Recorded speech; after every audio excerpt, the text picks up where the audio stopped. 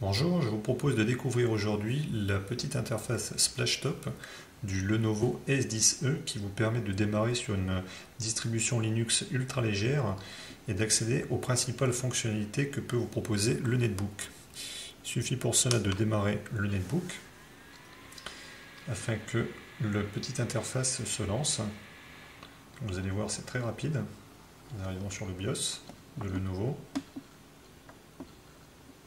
Et hop là, nous voilà arrivés en quelques secondes. On va faire un petit tour des différentes icônes, des différentes fonctionnalités qui sont proposées. Donc première icône, le web, la musique, les photos, le chat ou bien la voix sur IP avec Skype. Si vous ne souhaitez pas démarrer avec cette version Linux ultra légère, il vous suffit de cliquer sur l'icône qui est ici et le netbook démarrera directement sous Windows XP. Si vous souhaitez sortir, il vous suffit tout simplement de cliquer ici et le netbook s'éteint quasiment instantanément. Donc passons maintenant à une utilisation web. Il vous suffit de cliquer ici.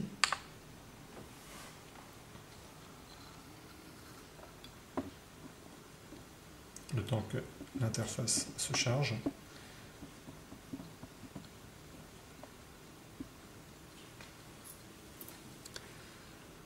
Donc le petit inconvénient, c'est qu'on est obligé de choisir une fonctionnalité avant de démarrer, ce qui fait qu'on est obligé de lancer le navigateur web ou l'explorer de photos ou bien la musique.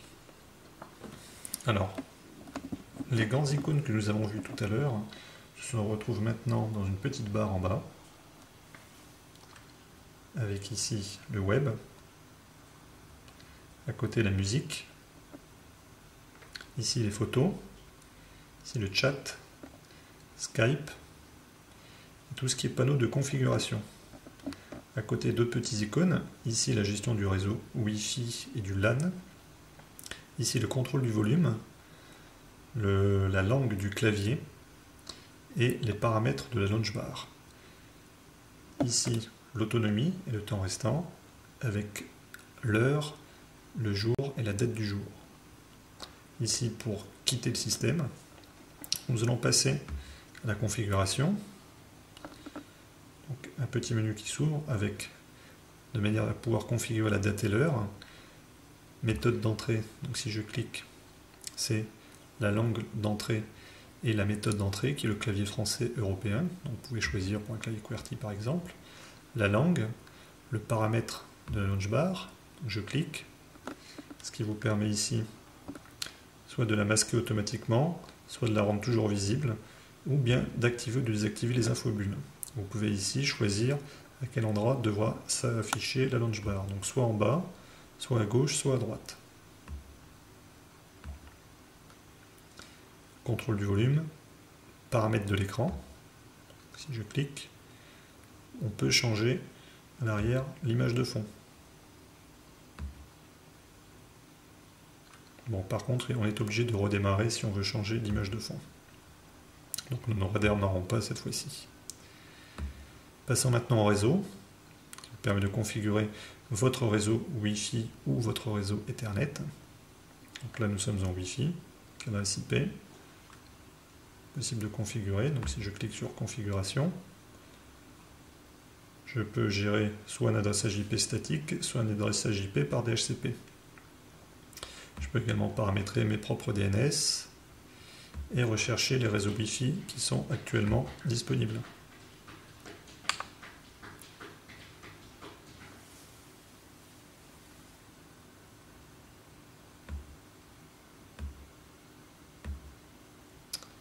Donc, passons maintenant à l'utilisation.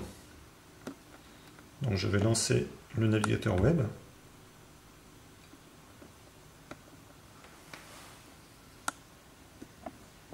En fait, le navigateur est une version dérivée de Firefox 2. Nous arrivons sur le site de Lenovo. Mais je peux très bien cliquer sur... aller naviguer sur n'importe quel site. lemonde.fr par exemple.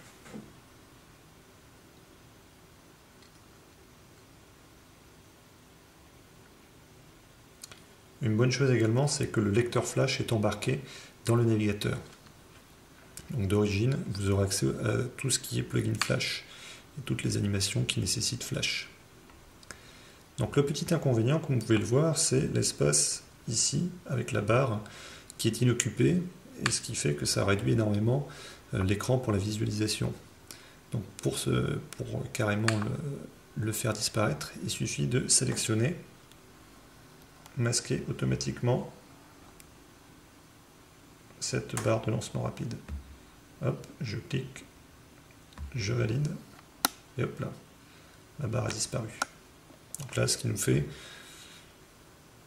un navigateur avec une taille d'écran qui est quand même assez confortable. Donc aucune limitation au niveau du navigateur. En revanche, il vous est impossible d'ajouter des nouveaux plugins à votre navigateur. Bien qu'il soit basé sur Firefox, il est impossible d'ajouter des plugins Firefox. Donc c'est un Firefox V2. Si je passe maintenant à l'onglet musique,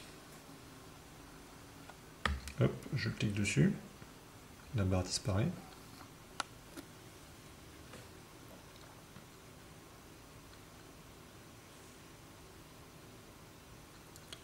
Temps de chargement, l'interface se charge. Donc sur le côté, je peux choisir le type de dossier auquel je veux accéder. Poste de travail, stockage externe. Alors, je vais ajouter une clé USB.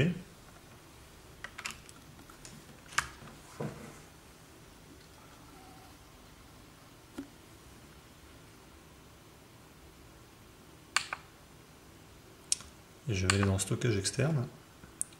Disque USB automatiquement reconnu. Je rentre dans le répertoire où il y a mes différentes chansons. Elles apparaissent ici. Il me suffit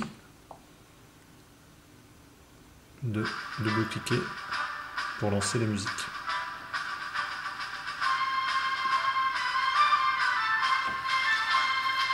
Donc l'utilisation est un peu plus facile.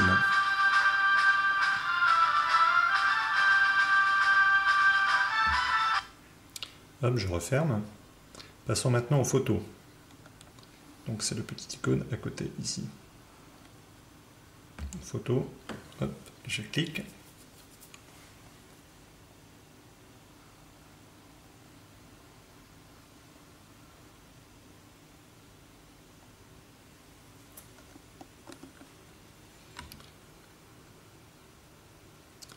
Là, elle se charge automatiquement.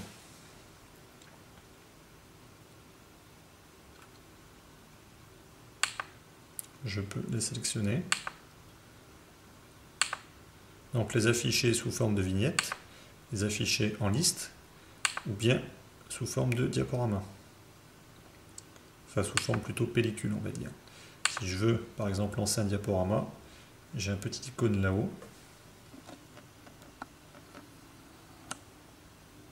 Je clique. Je peux choisir le type de transition entre mes photos. Donc balayage, échiquier, ligne horizontale, cercle sortant. Je vais choisir cercle sortant par exemple. Et l'intervalle entre chaque photo. Donc là nous avons 3 secondes. Ici, nous devons répéter la présentation. Hop. Et nous voilà avec un joli diaporama. Donc là, pour l'occasion, j'ai ressorti les photos de ce Lenovo S10 que j'avais pu tester à l'époque lorsque Bouygues Telecom en avait prêté un.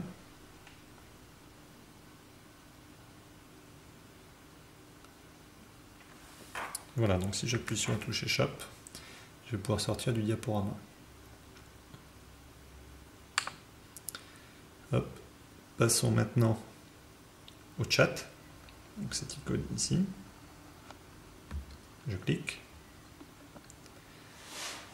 Donc, bienvenue dans le chat. Donc, il faut que j'ajoute un compte de messagerie. Donc, je clique sur le bouton Ajouter. Et j'ai le choix entre plusieurs types de messagerie instantanée.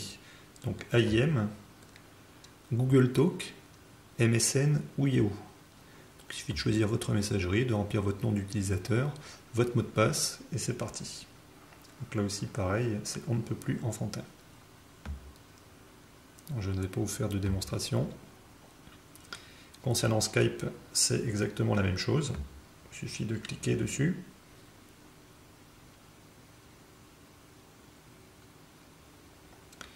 D'accepter la licence.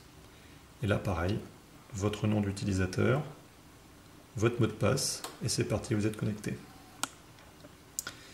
Enfin, lorsque vous avez terminé d'utiliser cette interface, il vous suffit tout simplement d'en sortir en cliquant sur le bouton ici. Vous demandera de confirmer. Donc soit vous souhaitez accéder au système d'exploitation, donc partir sous Windows, soit arrêter tout simplement le netbook. Donc moi je décide d'arrêter.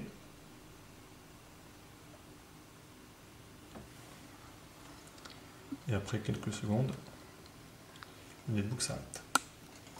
Voilà, c'est tout. Je vous retrouve sur netbook3g.com pour d'autres news.